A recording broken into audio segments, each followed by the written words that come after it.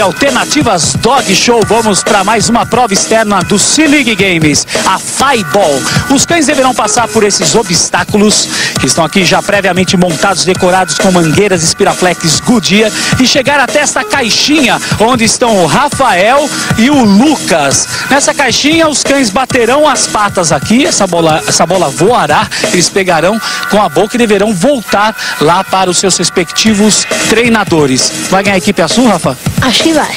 E aí, Lucas? Ótimo. Vai ganhar? Lógico. Eu não sei. Todo mundo preparado, não é muito fácil, tudo armado. Atenção!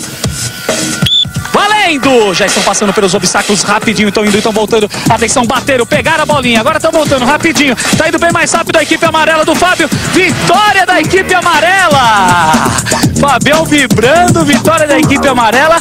Foi muito bem essa danada aqui. Como é que ela chama? Ela é a Tina. É a Tina. Você que treina ela ou é o Lucas? Essa sou eu que treino. É a Tina. A Tina tem quantos anos? A Tina tá com 4 anos. 4 anos. E qual a raça dela? Ela é uma labradora. Uma labradora. Uma labradora junto com o Fábio foram 100 pontos para a equipe amarela. De volta pro estúdio. Vamos lá.